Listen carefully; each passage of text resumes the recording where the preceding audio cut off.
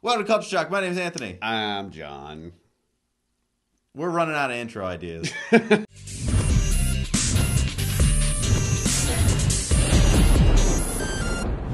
Okay, there we go. Hey guys, yeah, so today we have a question. I know, what the hell? Why don't we do this more often? We're doing questions? Yeah, before we even get into the question, leave questions below. I know we've kind of gotten away from that a little bit, but we want to keep doing questions. So leave questions below that you want us to answer. Do the couch thing. When are we doing the couch Well, thing? we are, but bigger questions that aren't for the couch. See, I don't know shit. I just show up, guys. Like, literally. Yeah. It's like, I walk in and I'm like, what's going on? Huh? But Also, yeah. we're doing a Culture Shock Couch video where we just answer small questions. So go to that video. It's a couple videos back and ask questions. But today's topic... Can't they use the hashtag? No, the hashtag didn't work. That's why we had to do the video. YouTube comment system is fucked. God, stop switching, Samsung. Look at this.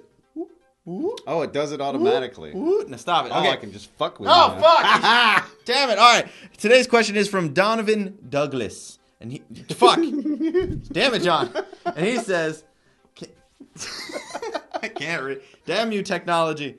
And he says, can you guys... You're blocking the camera now. You're cheating. He says, yeah, I am. He says, can you guys talk about how gaming would be without any online as if it never existed? Bump, Oh, wow. bump, bum. Now, I thought this was a good question and topic because Yeah. the internet has fundamentally changed gaming. Oh, For the better or absolutely. for the worse. Well, the internet fundamentally changed everything. Yes. Like my job, this job I have wouldn't exist. Mm-hmm. Like no, like 20 years ago, what I do for a living didn't happen. Nope. You would have to go to, you'd have to get a job at the television network, and the television Which you did. network, yeah, and the television network would have to give you an insane amount of money to produce your show. But basically, they owned you, Mm-hmm. and now the internet's sort of allowed for like, hey, you can make your own content, you can upload your own stuff, and you own it. Yeah. Like so. And then it's- bringing it to gaming, there's a lot of game reviewers that do that online. That's and right. all of that would Yeah. never exist. Let's Plays, they might exist, but they wouldn't have as big of a market. And my biggest thing is if online never existed, gaming would still be a weird niche kind of like nerdy Maybe so, thing yeah. in my eyes, at least. I mean, it would still be big, but it wouldn't be what it is today, this massive, even casual market gaming craze. No, yeah, the industry, the gaming industry is bigger than the movie industry now. At this least, point. yeah. Yeah, it's insane. I mean, I know at the end of the Xbox and PS2, that kind of era, but during all that, it was still kind of taboo to be a gamer in a sense. I mean, it was still kind of like a kid thing, and I mean, in the mass appeal of it. I mean, there's still old people who are like, video games, that's dumb, but most people nowadays are like, gaming, that's a thing. Right, yeah, But back no, then, people who were like 30s and so were like, Very true, Man, yeah. I don't play that kid shit. Fuck, I'm just gonna play games. I don't know if they acted like that. Yeah. Oh, 90s, whatever happened then. Is that how they acted in the 90s? But I just remember a lot of plaid shirts. the biggest thing I long remember. hair. Basically Nirvana. Oh, he's dead. Aww. I don't fucking care. I never listened to that bullshit. Kurt. Yeah, I mean, Halo 2 kind of brought the gaming, I think, to the masses. I mean, Halo made the multiplayer. Here's what I was thinking. Multiplayer went from being an afterthought that would attack on games like in the past where Yes. you would have split screen to now being the forefront. Or for a while it was like the main thing. Yeah, now it's almost And now too it's much. tacked on again. Yeah. So it's gone like, because now every game has to tack on a multiplayer, even if Yeah. it's a single player based experience. Which seems, I mean, I understand it from a business perspective, but I feel like too many games nowadays tack on multiplayer when they don't need to. And I'm a classic casual gamer. I very much like a lot of single player games. Yeah. Because I didn't grow up playing multiplayer games. I appreciate multiplayer games, and I enjoy playing multiplayer games, but I like single player better.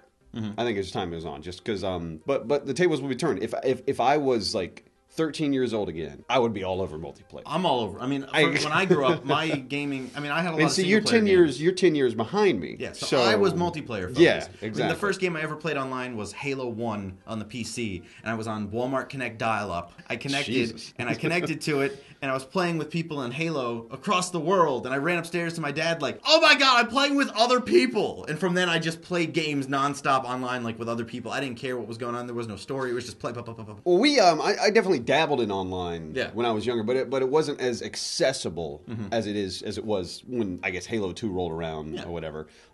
It was a game called Blood, which was a first person shooter. I've heard of it. Yeah. That was one of the first ones where we figured out like, okay, I can type in your ISP address and I can connect to your computer and we can play online against each other. But you could only do that with one friend. Yeah. Like there was no easy way to get a bunch of friends involved. It was always just like a 2-player kind of thing. And now it's easy. And and that's why I think gaming has grown into more of a social thing where you play with. That's your the friends. thing. It's like now, playing games when I was a kid, it was something you did by yourself. Yeah. And to me, it is something I still enjoy doing by myself. Gaming is my relaxed time because I'm working constantly all day. I get home and I have to take care of my daughter. When I put my daughter to bed, I have about an hour and a half where it's just like, this is my peace. This is my game time. And I just kind of want it to myself because I've been busy all day doing my shit. And I think every gamer would be like that nowadays if the internet never got involved. The majority of gamers are more of the multiplayer online stuff. Yeah, absolutely. Especially like the casual people that just come in to play Call of Duty and Battlefield. That's why I'm saying gaming would be a lot smaller than it is today. Yeah, very much so. It would still be a nerdy thing. You wouldn't have the amount of options either. I mean, just look at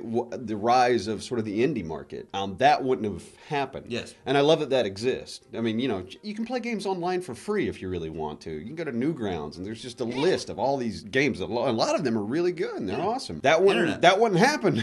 No, you'd be forced to play big games. Yeah, well, I mean, you'd either be forced to play big games or you would have gaming. I think gaming would still have been a thing, but you would have sort of your big consoles for the AAA titles. I think there would have been smaller consoles for more of your indie, smaller games. Maybe like that could have been arisen, and kind of become like, this is a supplement to this, this is my AAA box. This is sort of my indie box. I think an indie box would have existed for people that really enjoy games. Yeah. But, casual players would probably more go to like the AAA box, the Xboxes. Yeah, and there wouldn't be as many casual then because gaming would still be a small thing. And my last point, I think, I want to bring up is bigger games would be completed if there was no online. They would not be released in a broken state because you had no way to fix them at that point. Yeah. You released a game. See, that's one of there it is. That's one of the problems the internet caused. Yeah. Just is because now I feel like a lot of developers, which I'm not trying to knock a lot of people because I understand that these games are hard to make. The programming that is involved in these things, like I look at something like Battlefield or Grand Theft Auto, and I'm like, the weather system has to be in place. The physics of the cars have to be in place. Everything has to be designed and programmed. It's like you look at it from that perspective. It's like that is a huge amount of work, and it requires a major amount of cooperation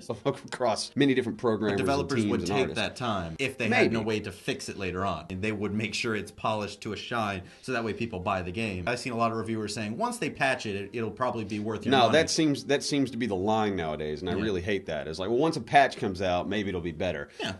It's a good thing and a bad thing. I mean, it is a bad thing because you do get these releases like Battlefield 4. I mean, it needed 6 more months of just polish, of just like, let's get this thing working. We paid for their beta. Yeah, exactly. I mean, that's what it feels like. It's like, when you first play a game, you want to have a good experience. Battlefield 4 in a year, it's going to be an awesome game. It's still going to be an awesome game. There's that line. I love the idea that we can get DLC or updates for a game. New content's great. I'm hoping, keeping my fingers crossed, that Rockstar adds some really good content to either GTA Online or the single player, which I think they plan on doing. And I love that idea of just being able to hey, pay $15 and you get this.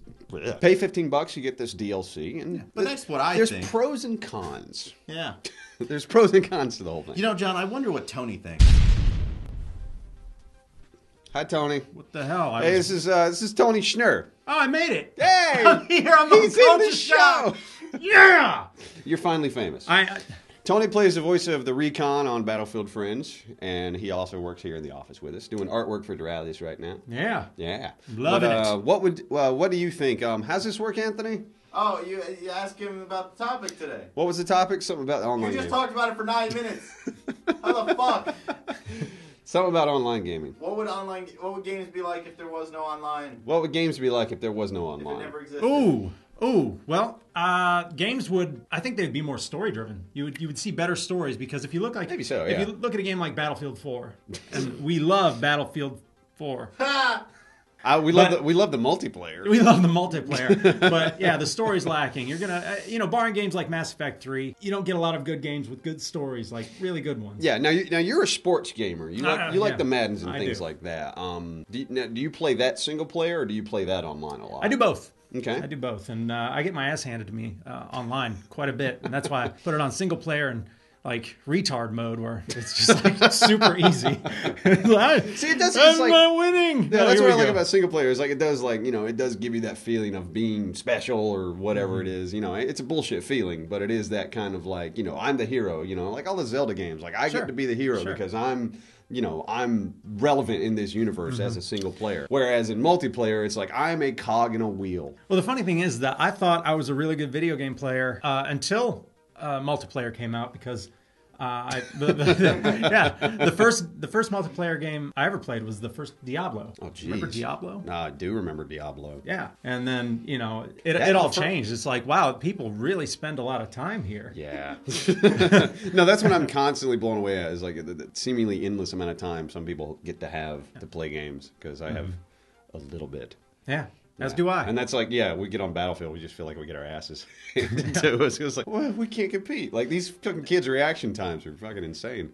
I can say this, that, and I'll make the point, I did hear you, that, we obviously wouldn't have our job if, multiplayer didn't exist. And I would also be a much more confident video game player and not have such a incredibly low self-esteem. No, you're good. Yay. Yeah. So are you going to do the outro for the show? How's that go? Tony, why do they release Madden every year as if the internet doesn't exist and they can't just update it? Are they ripping you off? Why do you continue to fucking buy them? They want to make money.